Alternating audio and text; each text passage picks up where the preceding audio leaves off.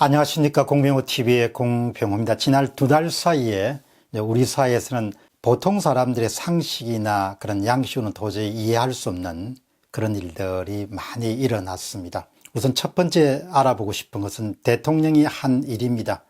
명백한 범법행위에 공범으로 개입한 자가 법무부 장관이 될 수 있다. 이런 부분을 가능하게 대통령이 의사결정을 내렸습니다. 보통 시민들의 상식과 양식으로 미뤄보면 상당히 충격적인 일이었습니다. 더 놀라운 것은 대통령이 누가 보더라도 조국과 그 가족 수사에 개입한다는 그런 명령이나 지시를 서슴지 않고 내리는 것도 보통 시민들에게서는 상당히 놀라운 일이었습니다. 대통령의 특별선언, 그것은 바로 조국 수사 적당히 하라, 적당한 선에서 마무리하라, 이런 메시지를 보통 사람들도 읽었고 대통령도 아마 그런 의중으로 완곡하게 표현하지 않았는가라는 생각을 하게 됩니다. 사실 대통령은 모든 사람은 법 앞에 평등하다는 것을 법을 배운 사람이기 때문에 잘 알 겁니다.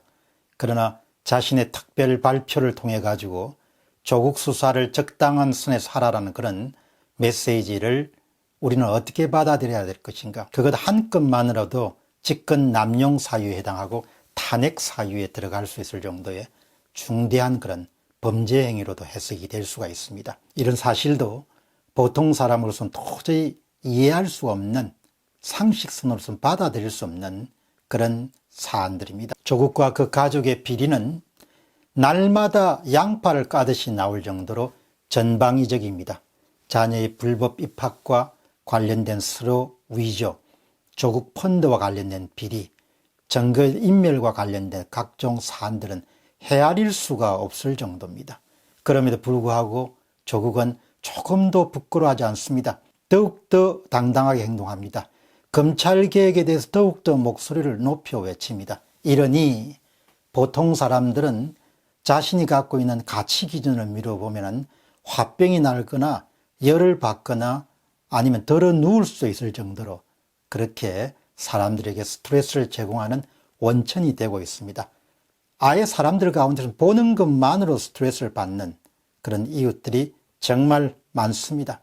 더 충격적인 일은 대통령이 발표한 대변인을 통해서 대독시킨 대통령의 특별 발표에는 묵시적으로 다음 날 개최되는 서초 대검찰청 앞에서 열리는 친문 세력의 시위에 대해서 조국을 옹호하라, 조국을 보호하라, 이런 메시지를 내놓고 발신했다는 사실입니다. 바로 전날 이인영 여당 원내대표가 친문 세력의 시위에 참여를 독려하는 그런 메시지를 내고 난 바로 그 다음 날 약속이라도 하였듯이 대통령이 친문 세력의 시위 독려를 권고하는, 그렇게 요구하는, 명령하는 그런 특별 발표를 한 것은 일종의 국민들을 진영으로 나누고 진영 사이에 싸움을 촉구하는 것으로도 해석할 수 있습니다. 양식 있는 사람들은 그야말로 내란을 선동했다, 이렇게 받아들일 수도 있는 것이죠. 대통령이 절대로 해서는 안 되는 일이었다고 봅니다. 자, 그러면은 지금 친문 세력의 지지자들은 시위에서 항상 두 가지를 외칩니다. 조국 수호, 검찰개혁, 검찰개혁, 조국 수호. 그러면 검찰개혁에 독소조항이 없는가? 아주 많습니다. 대통령과 조국이 말하는 검찰개혁은 대단히 겉으로 보면 화려하고 매력적으로 보입니다. 그러나 그 안을 들여다보면 얼마나 많은 위험한 독소조항이 있는지도 모릅니다. 그 독소조항은 그냥 넘어갈 수 있는 것이 아니고 우리의 기초가 되는 자유민주주의 사회를 심하게 훼손시키거나 균열시킬 수 있는 그런 독소조항들입니다. 검찰의 공직자 수사에 관한 기능을 떼내서 검찰개혁안은 공수처, 이른바 공직자 비리수사처를 신설합니다. 검찰을 무력화시키는 데 반해서 검찰과 당당히 맞설 수 있는 공직자 비리수사처 기관을 신설하는 겁니다. 기존에 검찰이 맡았던 특별한 공직자에 관한 비리수사를 공직자 비리수사처가 모두 다 담당케 합니다. 그렇게 되면은 대통령이 검찰총장과 공직자 비리수사처의 처장을 모두 다 임명하게 되는 권한을 갖게 됩니다. 이 부분에 대해서 대통령이 절대 영향력을 발휘할 수 없다, 이런 이야기는 다 그건 거짓말입니다. 궁극적으로 현재처럼 검찰총장의 임명권을 대통령이 갖게 되고 공수처장의 임명권을 대통령이 갖게 되는 겁니다. 지금도 한국의 가장 정치의 문제는 제왕적 대통령제입니다.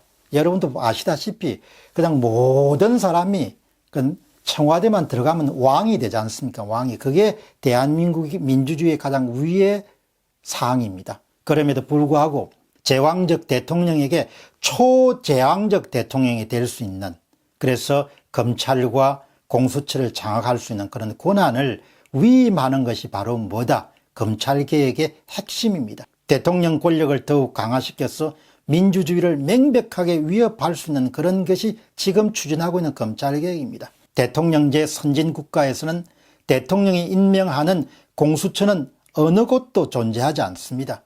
그러나 그 기구는 민주주의 원리에 분명히 반하기 때문입니다. 그런 기상천외한 제도를 도입해가지고 하는 이유가 뭐겠습니까? 그렇게 무리하게 하는 것은, 그것은 바로 장기 집권에 도움이 되기 때문에 그렇게 제도를 바꾸는 겁니다. 그러나 그런 이야기는 일치하지 않죠. 그게 이제 국민들을 눈을 가리고 귀를 가리는 겁니다. 검찰개혁 안에 있는 민주주의를 허물어뜨릴 수 있는 제도를 가린 채 국민들에게 그냥 개혁이라는 이름으로 그냥 파는 것이죠. 생각 없는 사람들은 조국 수호 검찰개혁이란 편말을 들고 몰려가지고 노래도 부르고 구호도 외치고 그렇게 합니다. 옛날에 홍위병을 딱 연상시키는 그런 장면들입니다. 검찰개혁이라는 이름으로 행해지는 일들이나 야당의 격렬한 반대도 불구하고 무리하게 패스트 트랙으로 올린 것이 바로 선거법 개정입니다. 역대 어느 정부에서도 야당의 격렬한 반대도 불구하고 선거법 자체를 선거가 임박해서 바꾼 경우는 없습니다.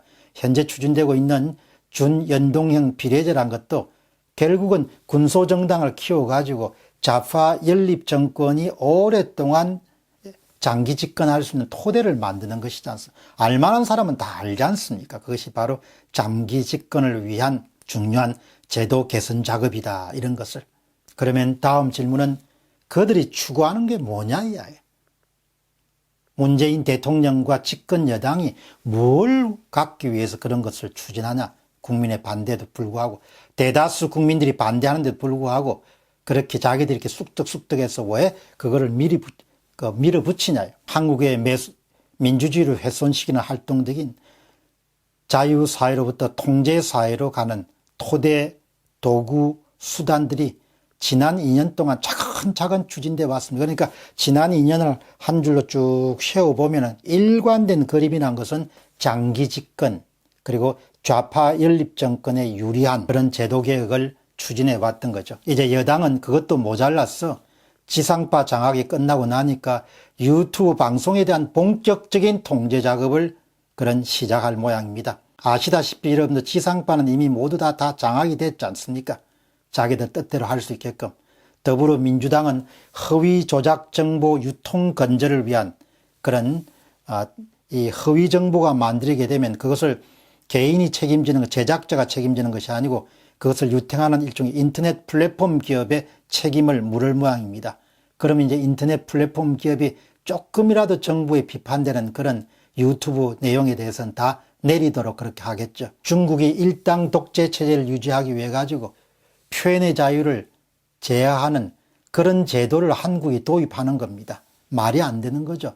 왜 그렇게 안 좋은 것을 중국으로부터 도입하냐 이야기죠. 검찰개혁안 가운데서도 상당히 많은 부분에 중국의 공안제도인 중국의 행사소송법을 가져온 부분이 많지 않습니까? 이때 이제는 유튜브 규제도 절대로 배우지 말아야 될 그런 중국의 검열제도로부터 도입하는 것이 우리 사회가 가야 할 길인가? 절대로 가야 되는 건 아니죠. 지난 2년을 일관되게 흐르는 것은 한국 사회가 점점 더 자유사회로부터 통제사회로 나아가고 있다는 사실입니다. 그런 움직임을 여당과 청와대 그리고 핵심 인사들이 주도적으로 추진하고 있다는 겁니다. 그들이 독재와 맞서 싸웠던 것은 진정한 의미에서의 민주화가 아니고 권력의 사유화인지를 묻지 않을 수가 없게 되는 것이죠. 그러나 그들이 갖고 있는 견고한 고집과 아집과 아나무인 태도를 미뤄보면 앞으로 한국 사회에서 얼마나 기이한 일들이 벌어지게 될지를 예상하는 것은 조금도 어렵지 않습니다. 제가 바라는 것, 그리고 이 땅에 보통 사람들이 바라는 것은 그렇게 큰 것은 아닐 겁니다. 우리에게 더 많은 자유를 달라는 거죠. 그 자유가 개인의 창발성을 낳고 그 창발성이 한국을 번영된 사회로 나을 것이다. 이런 것이 바로 한국에 열심히 사는 보통 시민들의 바람일 겁니다. 요약해서 말씀드리면은 통제사회, 다시 이야기하면 대통령 마음대로 사회, 대통령 지 마음대로 사회, 대통령 자기 마음대로 사회로 가는 길은 의회가 마땅히 제어해야 됩니다. 상권 분립의 원리 하에서. 그러나 의회가, 국회가 행정부의 독주, 대통령의 독주를 막을 수가 없다면 결국 국민들이 나서서 자신의 자유와 생명과 재산을 지킬 수밖에 없습니다. 따라서 저는 10월 3일 날 대규모 한국인들의 광화문 집회를 어떻게 정의하느냐. 한국을 통제사회, 대통령 마음대로 사회로 내모는 것을 국민들이 막기 위해서 국민들이 일어선 활동이다. 국민들이 나선 활동이다. 국민들이 나선 시위다. 국민들이 나선 집회다. 뭘 위해서? 한국이 통제사회, 대통령 마음대로 사회로 나아가는 것을 방지하기 위해서, 막기 위해서 이런 시위가 추진되고 있다. 이렇게 이해하고 있습니다. 공병호 TV의 공병호였습니다. 감사합니다.